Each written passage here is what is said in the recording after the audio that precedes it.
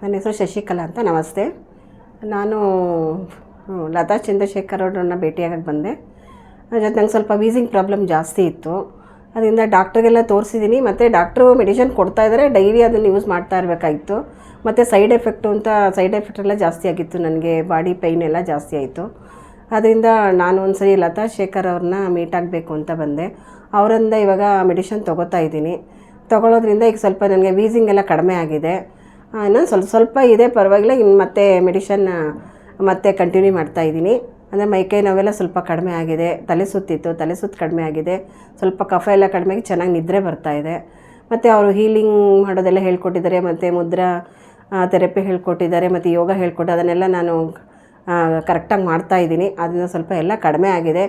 ಅದರಿಂದ ಒಳ್ಳೆ ಡಾಕ್ಟ್ರು ನಮಗೆ, ಅವರಿಂದ ತುಂಬ ಒಳ್ಳೆಯದಾಗಿದೆ. ಇನ್ನೂ ಚೆನ್ನಾಗಿ ಎಲ್ಲರೂ ಬಂದು ತೋರಿಸಿ ಎಲ್ಲರಿಗೂ ಒಳ್ಳೆಯದಾಗಲಿ ಅಂತ ನಮ್ಮ ಹಾರೈಕೆ. ನಮಸ್ತೆ.